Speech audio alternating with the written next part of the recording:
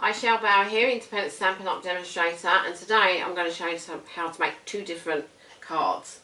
Now, I was asked to make a Halloween card. I know we don't celebrate Halloween very much over here, but there are a few people that do. So to make it different, I came up with what we call noughts and crosses. The Americans call it Tic-Tac-Toe, and I know this stamp set is retired. This is the cookie cutter Halloween, but it makes a very nice noughts and crosses card. So that was my first card,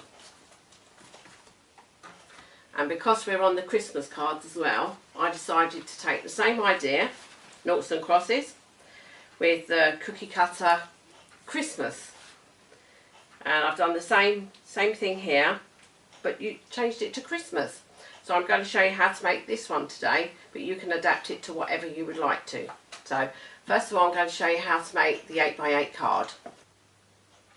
So now to make your 8x8 card, you're going to need two pieces of A4.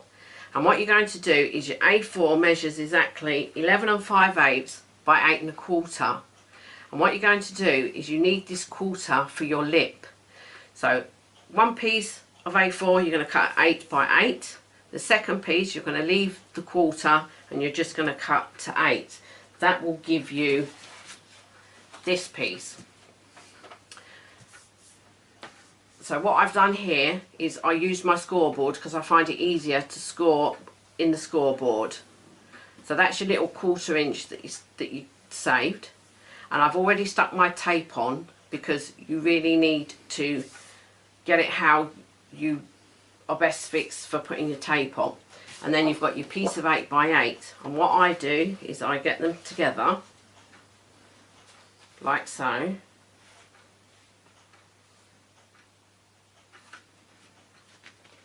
And I just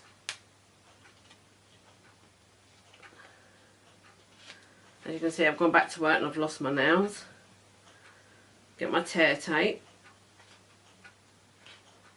and pull it away, and I pop that down and I just pull it all the way along, turn it round, burnish that, and then when you open it, there's your little lip that you created, and there we have our 8x8 card. So now we're going to make the grid. So now we're going to make our grid. So again, our grid paper, and for our first line, if you move it up slightly, you can see your 2 3/4, and if you line it up with the top 2 3/4, then with the thick end of the pen, I'm just going to draw my line down there, and again on the 5 1/4, and I'm going to get my ruler in line with that top one and bring it down. Then move it down and over to the side, so you can do the same here. Get your 2 3/4 line, your 2 3/4 line, and you can just come straight across. That way you know you're getting straight lines. And then the 5 1/4 line, and again straight across. So now we've got our grid, we're going to make our little icons to sit into it. So for our card we need 4 of each. I've already done 3. I'm just going to show you how I got to those. So with my Whisper White and my Santa, and I used the black, and this is the basic black Ival ink pad, and I'm going to pop him down there. And then my greeting, I'm using the same one as I use on my other card. I'm just going to pop that over here, pop that away, and then Rudolph on crumb cake with the chocolate chip. Just going to ink him up, and don't forget to do him upside down, because it's easier for when you pop him in your punch. So that's our Stampin'. We'll bring our punch in, and we're just going to pop Santa in.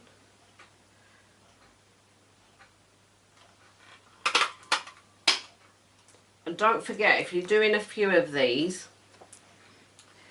leave the room for the other bits that it cuts out. As I said, Rudolph goes upside down.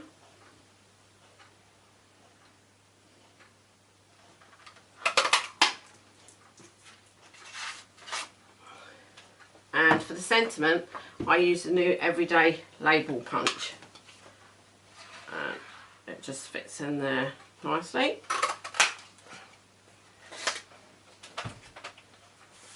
And there's no colouring for Rudolph, but for Santa, we just need to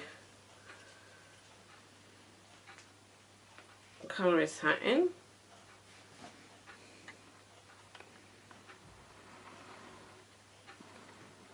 And his jacket.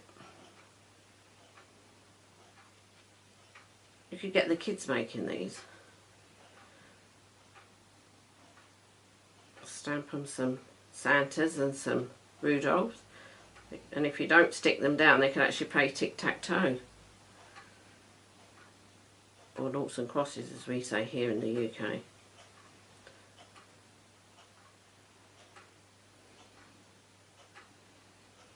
So that's all our red bits done. Little yellow bit for around his belt.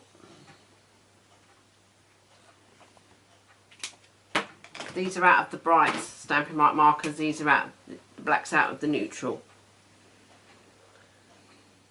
But like I said, I will put all the details on my blog for you. I'll colour his shoes in.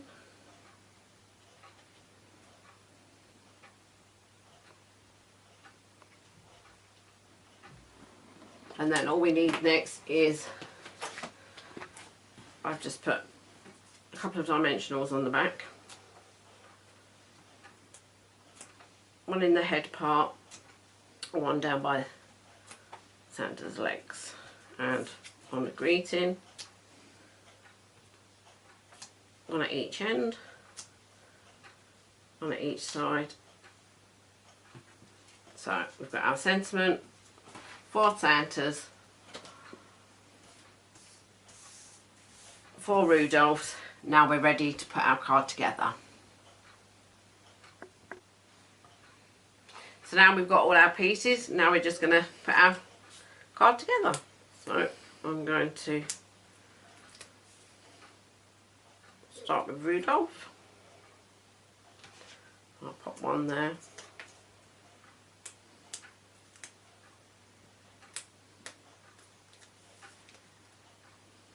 And one there. Your greeting you can put in any square. It doesn't have to be in the middle. It can be wherever you like. And like I said, if you do make some of these, I'm going to put the greeting here this time. What you could do is make the game for the kiddies to play. And if you've got some of those, you can get like little Velcro dots where you get a positive and a negative, so you could put one on your board and one on your icon so that they can lift them on and off.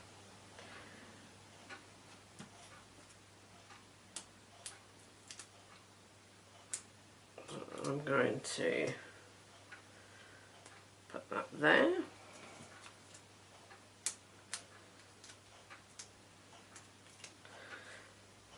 So who shall we let win today?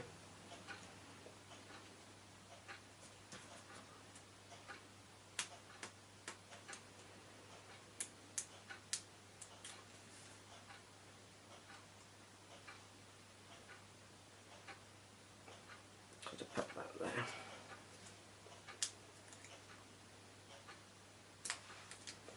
So now put that in there. All our pieces are done, and there we have our finished card.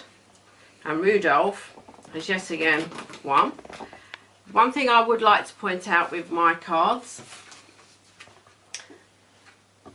the Halloween one for my grid, I did a 1/4 by 8 card for my grid. For my first Christmas one, I used a thin washi tape and just did the grid. And the one that I've shown you today, I used a marker pen. So there's lots of different ways for you to make your grid. If you've enjoyed my video today, please could you click on the like button. If you'd like to see more of my tutorials, if you click on the subscribe button and the little bell, you'll get a notification every time I upload a YouTube tutorial.